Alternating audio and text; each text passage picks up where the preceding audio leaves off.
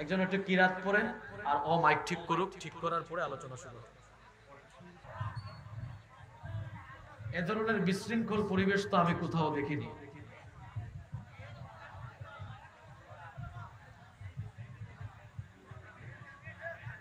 হয় আপনারা বিশৃঙ্খলা বন্ধ করবেন, নইলে আমি আমার আলোচনা বন্ধ করে দেব। কোনটা করবেন আপনারা ঠিক করেন।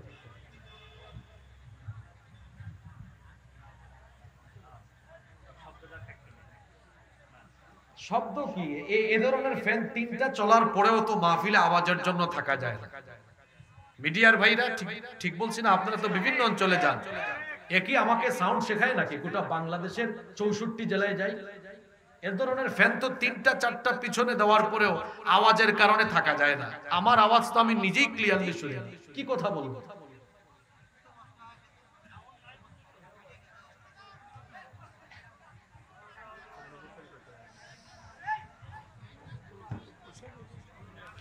সে সাউন্ডের অ্যাডজাস্টমেন্ট করছে রাত 10:30টার সময়, এটা কি মেনে নেওয়ার মতো বিষয়? এগুলা তো মানুষ ঠিকঠাক করে দুপুর বেলা। আর সে যদি আমার আলোচনা করার সময় আওয়াজ একবার কমায়, একবার বাড়ায়, একবার এটা করে ওইটা করে, আপনি বলেন তাহলে আলোচনার কোনো পরিবেশ থাকে?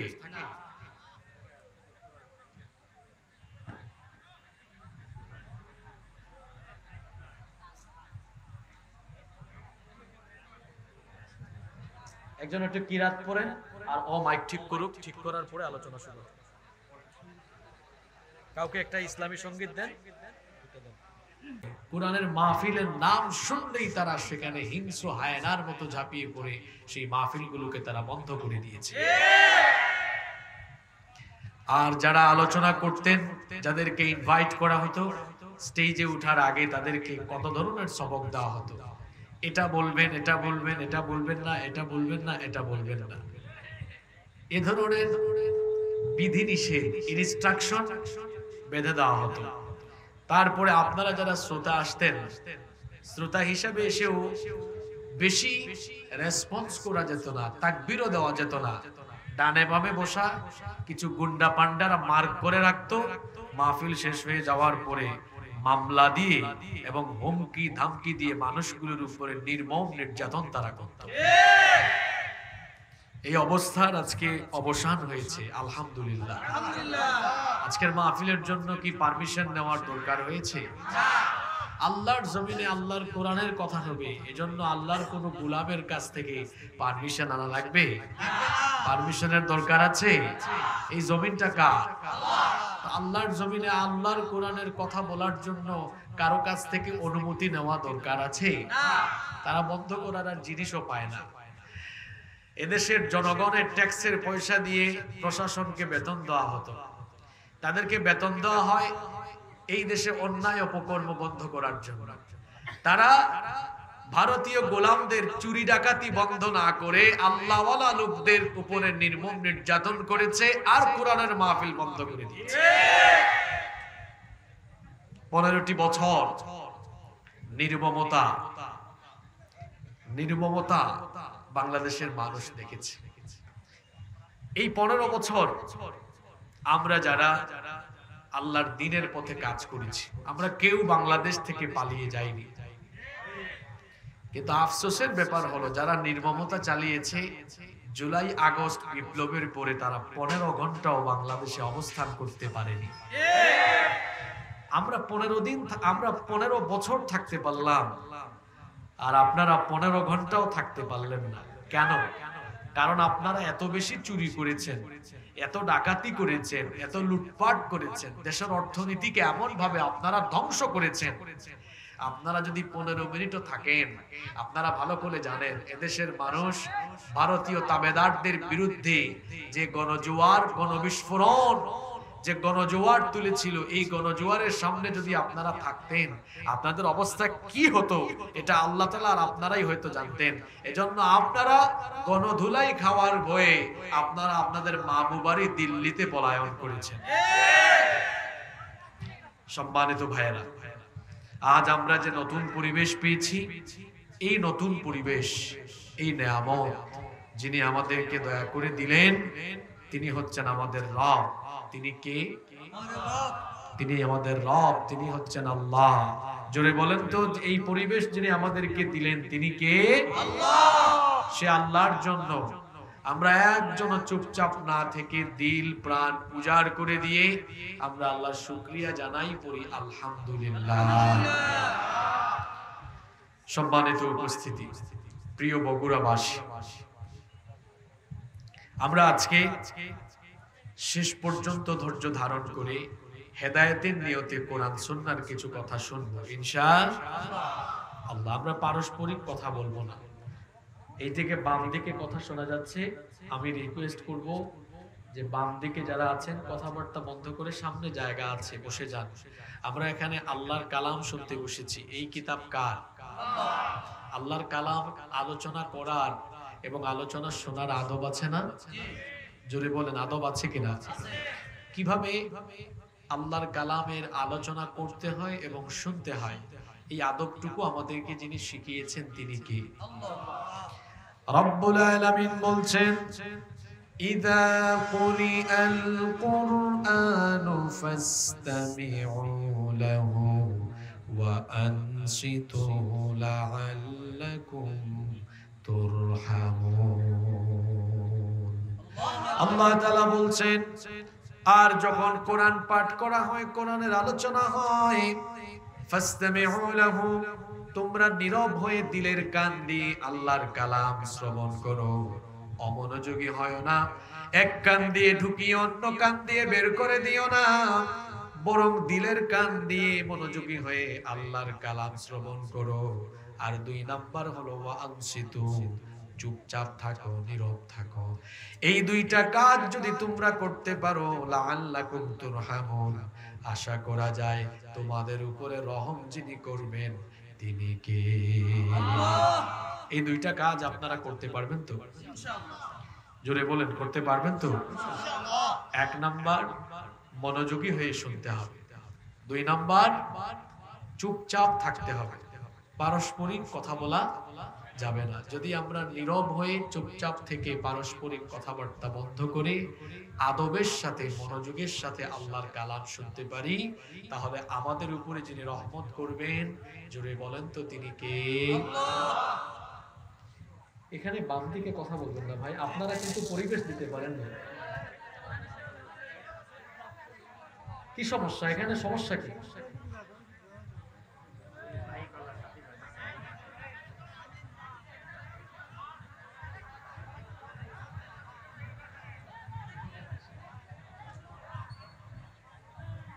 এ ধরনের বিশৃঙ্খল পরিবেশ তো আমি কোথাও দেখিনি।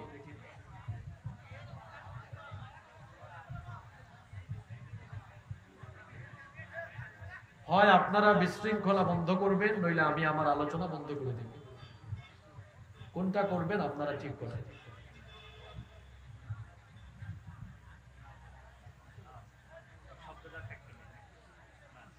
শব্দ কি? এই ধরনের ফ্যান 3টা চলার পরেও তো মাহফিলে আওয়াজের জন্য থাকা যায় না। মিডিয়ার ভাইরা ঠিক বলছি না? আপনারা তো বিভিন্ন অঞ্চলে যান, একই আমাকে সাউন্ড শেখায় নাকি? গোটা বাংলাদেশের 64 জেলায় যাই, এর ধরনের ফ্যান তো 3টা 4টা পিছনে দেওয়ার পরেও আওয়াজের কারণে থাকা যায় না। আমার আওয়াজ তো আমি নিজেই ক্লিয়ারলি শুনি, কি কথা বলবো?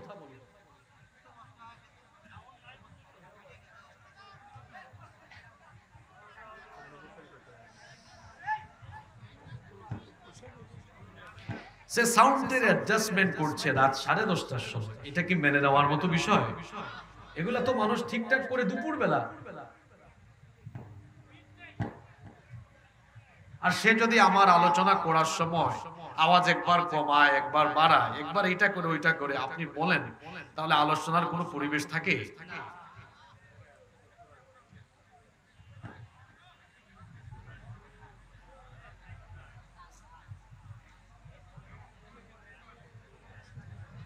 একজন একটু কিরাত পড়েন আর ও মাইক ঠিক করুক, ঠিক করার পরে আলোচনা শুরু। কাউকে একটা ইসলামী সঙ্গীত দেন, পরে মাইক ঠিক করে আসেন। আপনারা এখানে চলে আসেন, সামনে আসেন, বিশৃঙ্খলা করবেন না প্লিজ।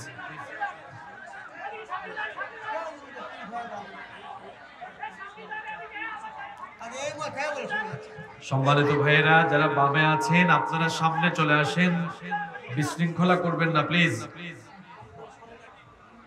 সবাই আল্লাহর নামে একটা তাকবীর দেন, লিল্লাহি তাকবীর, লিল্লাহি তাকবীর, লিল্লাহি তাকবীর। গত 15 বছর এই আল্লাহু আকবারের স্লোগান দিতেও অনেক বাধা বিপত্তি ছিল, ঠিক না? আল্লাহু আকবারের স্লোগান ছিল যেখানে জঙ্গিবাদের গন্ধ খোঁজা হয়েছে সেখানে। কি আশ্চর্য ব্যাপার, আল্লাহু আকবার স্লোগান কি জঙ্গিবাদের স্লোগান?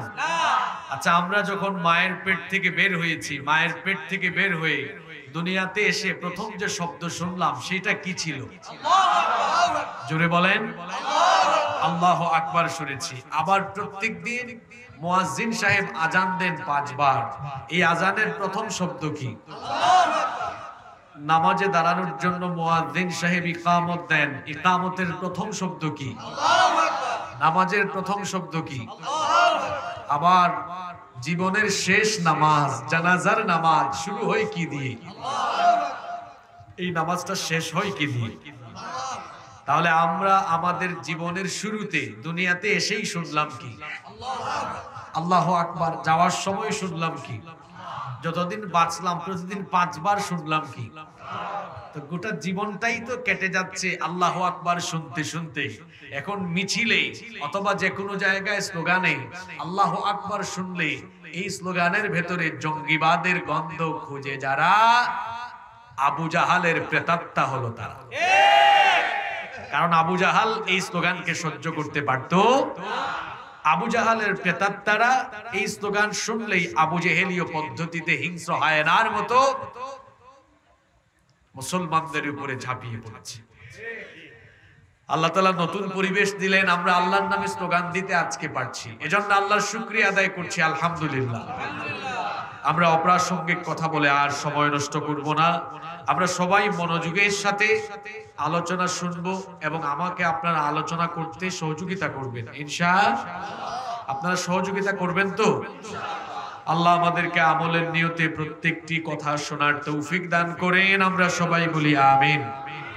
এই পৃথিবীতে যিনি আমাদেরকে এত সুন্দর করে বানিয়ে, যিনি সৃষ্টি করে পৃথিবীতে পাঠালেন, জোরে বলেন তো তিনি কে?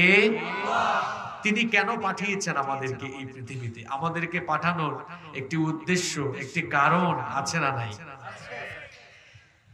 কি কারণে রব্বুল আলামিন আমাদেরকে দুনিয়াতে পাঠালেন? কেন আমাদেরকে পয়দা করা হলো? কি কারণে রব্বুল আলামিন আমাদেরকে পাঠালেন? কোরআনে কারীমের 51 নম্বর সূরা সূরাতুয যারিয়াতের 56 নম্বর আয়াতে রব্বুল আলামিন বললেন, ওয়া মা খালাকাতুল জিন্না ওয়াল ইনসা ইল্লা লিয়াবুদুন। আল্লাহ তাআলা বলছেন, আমি জিন এবং মানব জাতিকে আমার গোলামি ছাড়া, আমার দাসত্ব ছাড়া অন্য কিছু করার জন্য সৃষ্টি করি নাই। কেবলমাত্র আমার গোলামির জন্য, আমার ইবাদতের জন্য আমি মানুষকে বানিয়েছি। আমাদেরকে তার ইবাদতের জন্য যিনি দুনিয়াতে পাঠিয়েছেন, গলার আওয়াজ বড় করে সবাই বলেন তিনি কে? আল্লাহ তাআলা আমাদেরকে তার ইবাদতের জন্য পাঠিয়েছেন। কিসের জন্য পাঠিয়েছেন? ইবাদতের জন্য, তার গোলামের জন্য। আমরা আমাদের পরিচয় হলো আমরা আল্লাহর গোলাম। আমরা কার গোলাম? গোলাম পরিচয় দিতে আপনাদের কি লজ্জা হচ্ছে? যে এই কথা বলি কেমনে? হ্যাঁ, আমার গোলা ভরা ধান, ফসল ভরা, আমার মাঠ ভরা ফসল, টাকা পয়সা সম্পদের অভাব নাই, নিজেকে গোলাম হিসেবে পরিচয় দেই কেমনে? আপনার যত যাই থাকুক না কেন, আপনি গোলামই থাকবেন। কারণ এই সব কিছু দিয়েছেন কে? আল্লাহ। আপনি আমি শুধু আল্লাহর গোলাম নই, গোলামের ঘরের গোলাম আমরা। কারণ আমাদের বাবাও কার গোলাম? আমার বাবা থেকে নিয়ে আমার পূর্বপুরুষ যারা ছিলেন ঊর্ধ্বতন, সকলেই কার গোলাম? আমরা গোলামের ঘরের গোলাম, বান্দির ঘরের গোলাম, গোলাম জাত আমরা। আমরা যে আল্লাহর গোলাম, এই গোলামের সবচাইতে উৎকৃষ্ট নমুনা, সবচাইতে সেরা উদাহরণ পাওয়া যায় আল্লাহর দেওয়া একটি ইবাদতের ভেতরে। সেই ইবাদতের নাম হচ্ছে সালাত বা নামাজ। সেই ইবাদতের নাম কি? নামাজ। সবাই বলেন সেই ইবাদতের নাম কি? এই নামাজে গেলে পরে আমরা যে সত্যিকারের গোলাম তার পরিচয় ফুটে উঠে। কিভাবে? আমরা দাঁড়াই কিভাবে? নামাজে যখন আমরা দাঁড়াই, আমরা দাঁড়ানোর সময় এই দুই হাতকে কাঁধ পর্যন্ত বা কান পর্যন্ত তুলি না? এমন ভাবে তুলি, মাথাটা নত করে দিই। আল্লাহ তো বলেছেন কুমু লিল্লাহি কানিতিন। নামাজে দাঁড়ানোর সময় অহংকারী মুড নিয়ে নয়, বিনয়ের সাথে দাঁড়াতে হয়। গোলাম মালিকের সামনে দাঁড়াবে, বিনয়ের বহিঃপ্রকাশ ঘটিয়ে দাঁড়াবে। যখন সে দাঁড়ালো, বিনয়ের সাথে দাঁড়ালো, আর দুই হাতকে কাঁধ বা কান পর্যন্ত তুলে আসামের মতো যেন সারেন্ডার করে গোলাম তার মালিকের সামনে দাঁড়িয়ে গেল। আল্লাহু আকবার। কিছুক্ষণ পরে যখন সে রুকু করলো, সে যে আল্লাহর গোলাম তার পরিচয় কি করে পাওয়া গেল? তার মধ্য থেকে সকল ধরনের অহংকার দূরীভূত হয়ে গেল। রুকুতে গেল, মাথাটা ঝুঁকালো। রুকু থেকে উঠে তারপরে যখন সাজদায় গেল, মাথা এত পরিমাণ অবনত করলো যে তার কপাল আর নাক জমিনে লাগিয়ে দিয়ে আল্লাহর কুদরতি চরণে সাজদা দিয়ে গোলাম মালিকের সামনে মাথা নত করে তার গোলামির পরিচয় দিল। আল্লাহু আকবার। আল্লাহর গোলামির এই চমৎকার দৃষ্টান্ত, এটা কি অন্য কোনো ইবাদতের ভেতরে এরকম পাওয়া যায়? জোরে বলেন, এরকম পাওয়া যায়? নামাজ হচ্ছে তাওহীদের সর্বোত্তম বহিঃপ্রকাশ এবং ঈমানের সার্বক্ষণিক চিহ্ন। এটি এমন গুরুত্বপূর্ণ একটি ইবাদত, ঈমানের পরেই যার স্থান। ইসলামের 5টি পিলার বা স্তম্ভ রয়েছে, তার মধ্যে ঈমানের পরেই যে খুঁটি, যে পিলার, সেটার নাম কি? একজন ব্যক্তি ঈমান এনে ইসলামের ভেতরে ঢোকা মাত্রই তার উপর যে দায়িত্ব অর্পিত হয়, যে রুটিন তার উপরে চলে আসে, সে রুটিন হলো সে দৈনিক 5 বার সাজদার মাধ্যমে, নামাজের মাধ্যমে হাজিরা দিবে তার রবের কাছে। সুবহানাল্লাহ। আমরা ঈমানদার না বেঈমান?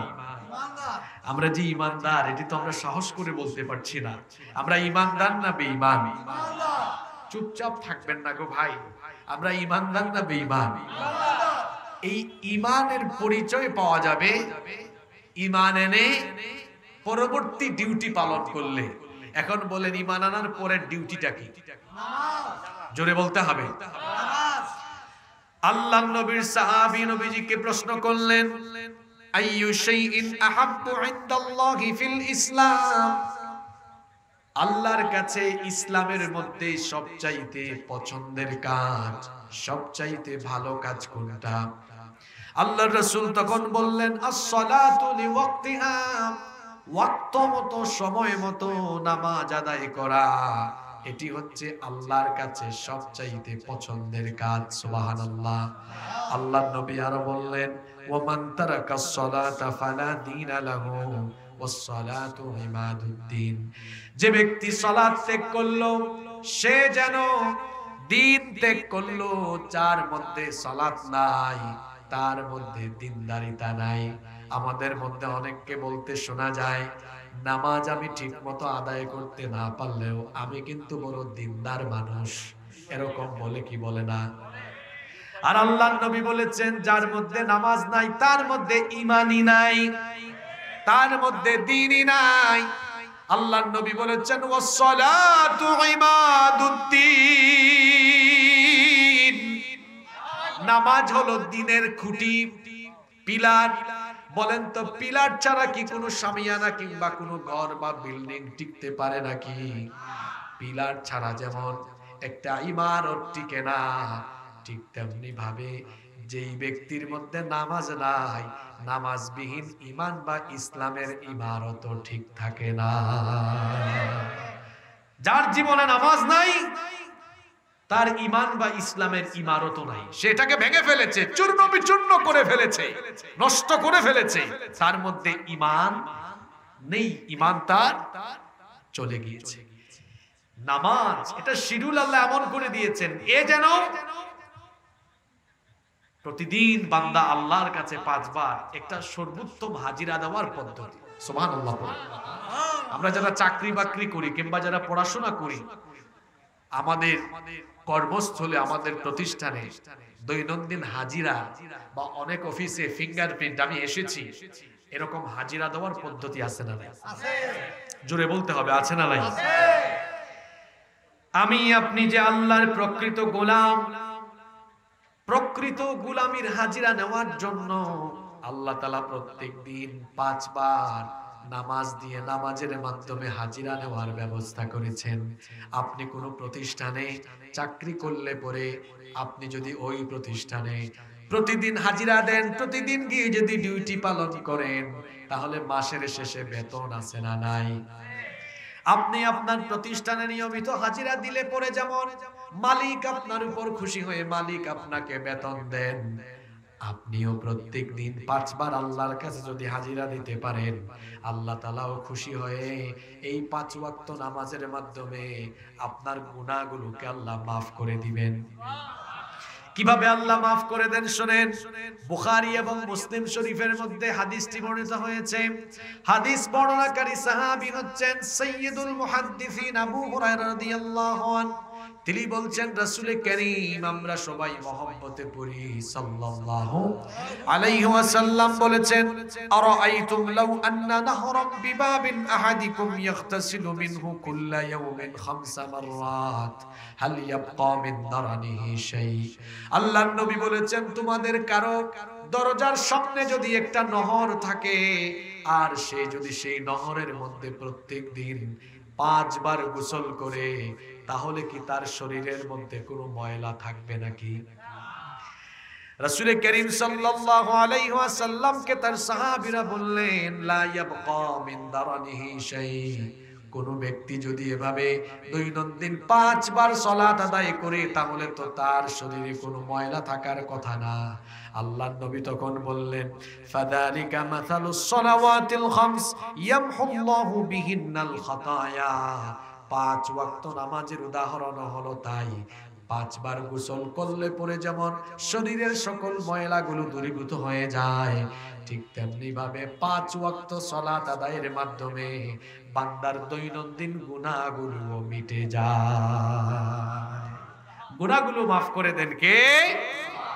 সালাত এটি এমন একটি ইবাদত, এটি মুমিন আর কাফেরের মধ্যে পার্থক্য তৈরি করে দেয়। এজন্য আল্লাহর নবী বলেছেন, বাইনাল আবদি ওয়াল কুফরি তারকুস সালাত। আল্লাহর বান্দা আর কাফিরের মাঝে পার্থক্য হলো নামাজ ছেড়ে দেওয়া। আল্লাহর বান্দা যে নামাজ ছাড়ে না সে, আর মনের ভেতরে কুফরি লালন করে যে আজান হলে নামাজ ছেড়ে দেয় সে।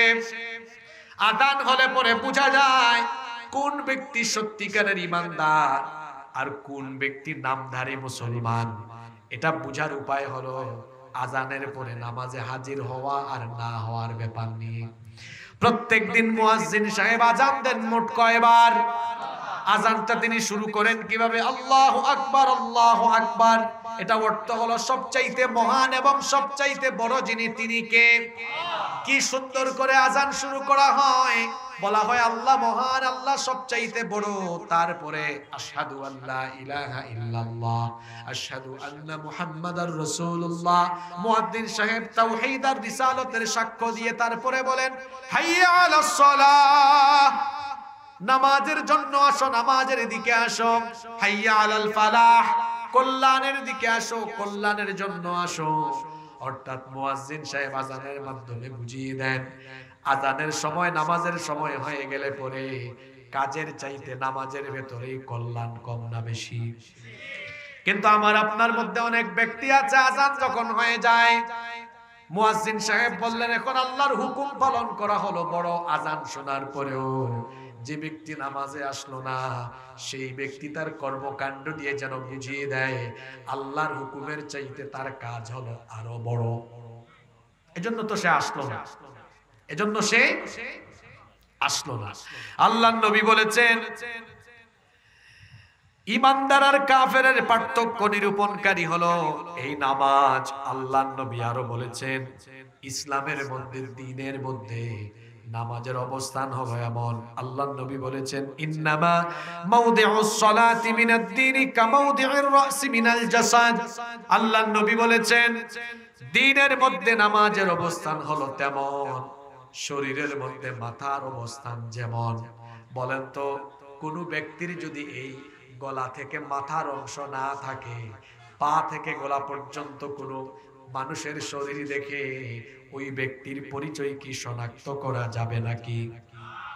এখানে একটা লাশ যদি পড়ে থাকে, মাথা নাই, মাথাবিহীন কোন মানুষের দেহ দেখে সেই দেহটা কার, এটা কি শনাক্ত করা যাবে? কথা বলেন, শনাক্ত করা যাবে? যাবে না।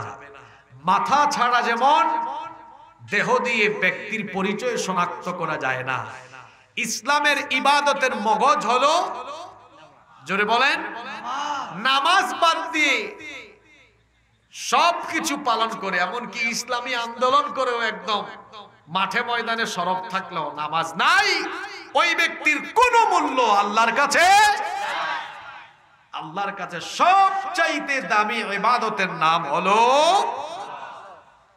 সম্মানিত বগুড়াবাসী, নামাজ ব্যতীত ইসলামের যত ইবাদত আছে, সকল ইবাদত এবং ইসলামের সকল বিধিবিধান আল্লাহ তাআলা এই দুনিয়াতে জিবরিলের মারফতে দিয়েছেন।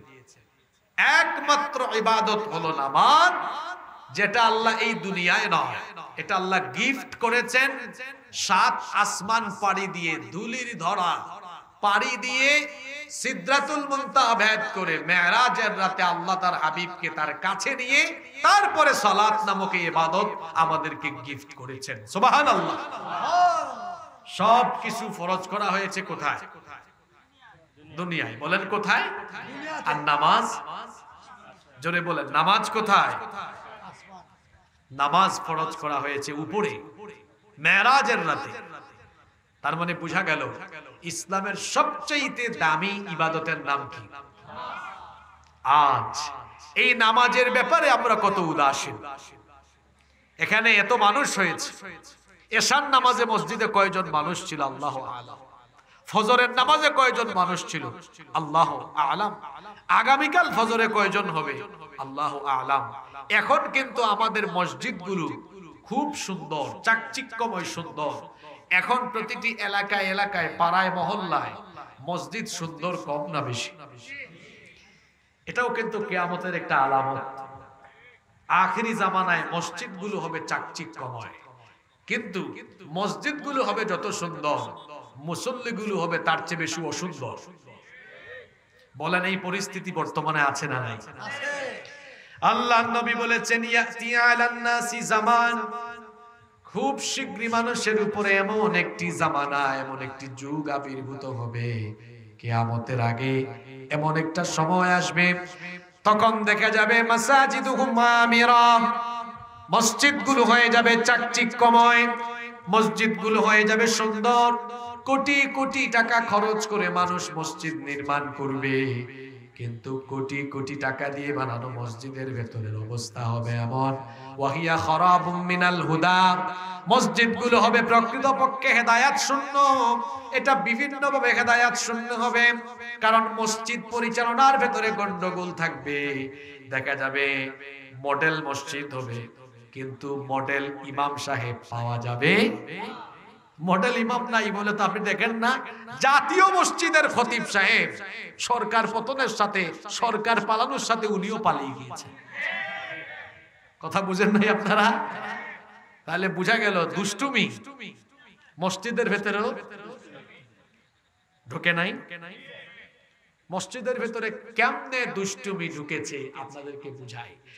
আল্লাহর নবী বলেছেন, লা তাকুমুস সাআহ, ততদিন পর্যন্ত কিয়ামত হবে না, হাত্তা ইয়াতাবাহান নাসু ফিল মাসাজিদ, যতদিন না মসজিদের ভেতরে মসজিদ নিয়ে মানুষ প্রতিযোগিতা না করে, মসজিদ নিয়ে মানুষ বড়াই করবে যে আমার এলাকায় এত কোটি টাকা দামের মসজিদ আছে, আরেকজন বলবে আপনার চাইতে আরো বেশি টাকা খরচ করে আমরা মসজিদ বানিয়েছি।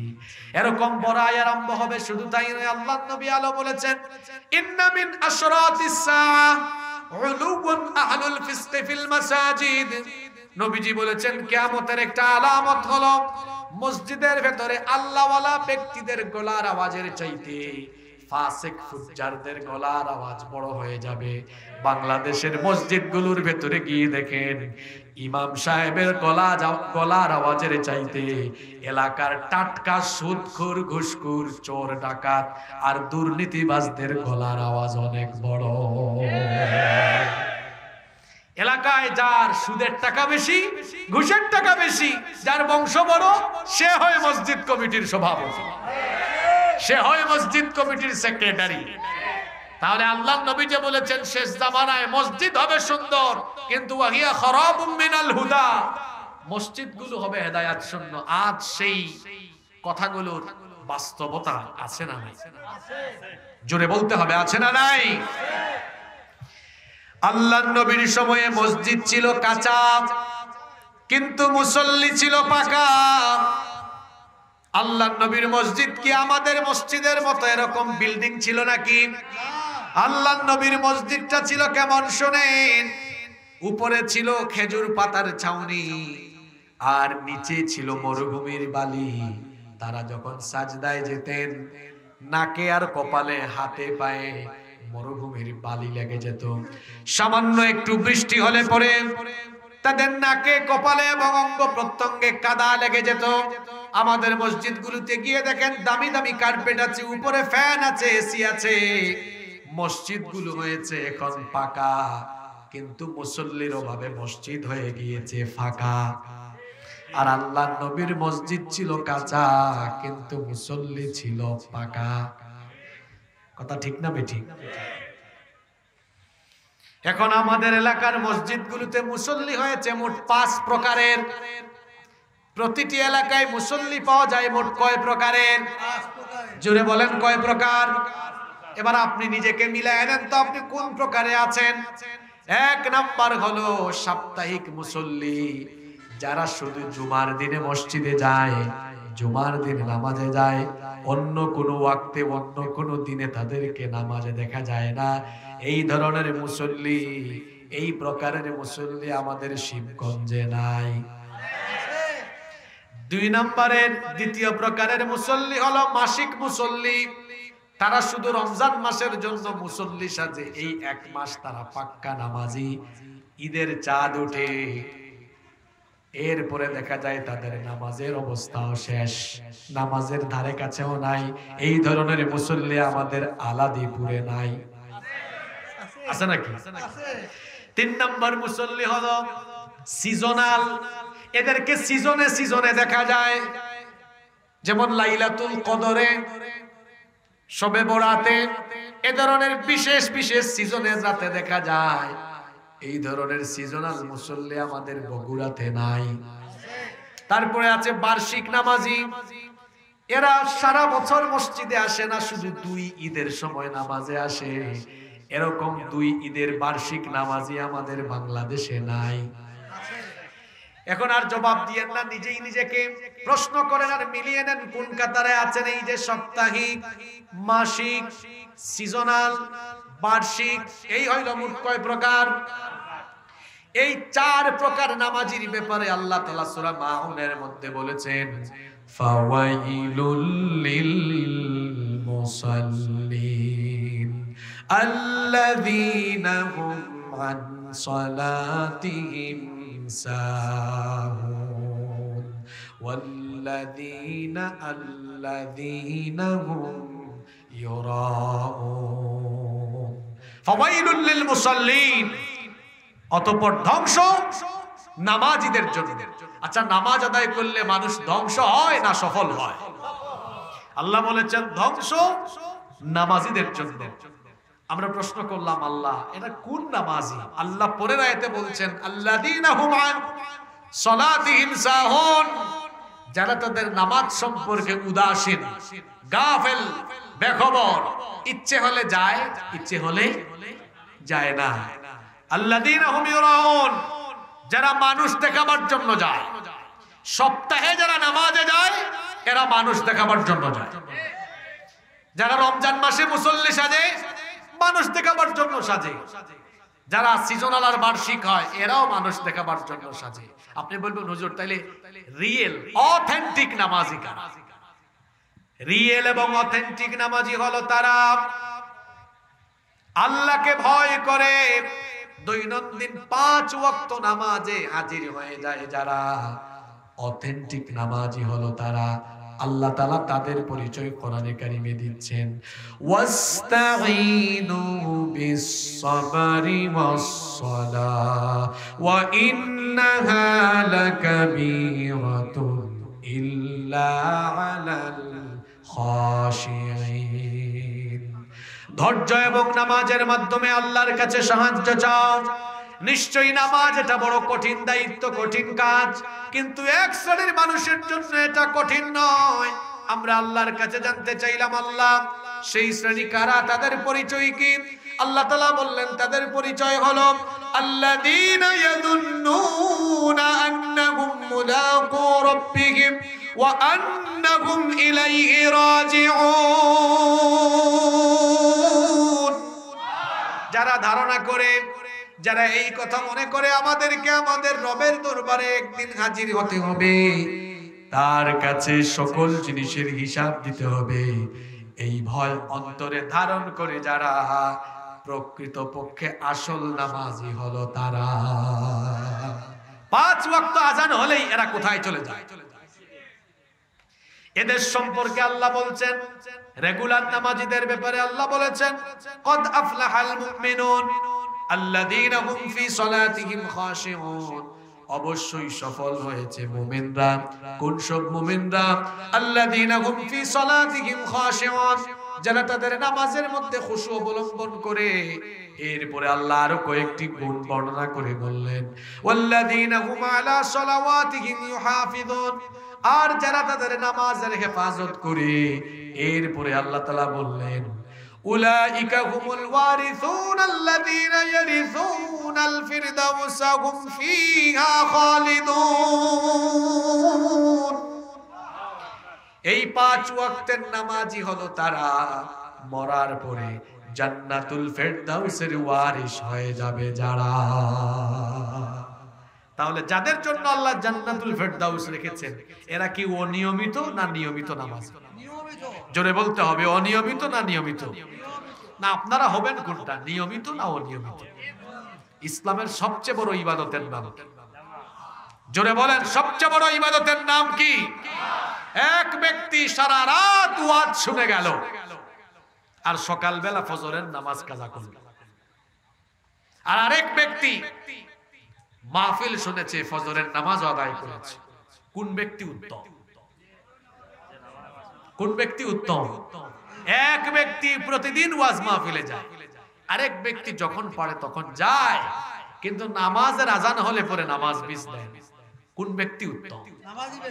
জোরে বলেন, কোন ব্যক্তি উত্তম? আচ্ছা, নামাজ যদি ইসলামের সবচাইতে শ্রেষ্ঠ ইবাদত হয়, তাহলে এই ইবাদতে যারা গাফেল থাকবে এদের শাস্তি হবে কম না বেশি? জোরে বলেন, কম না বেশি?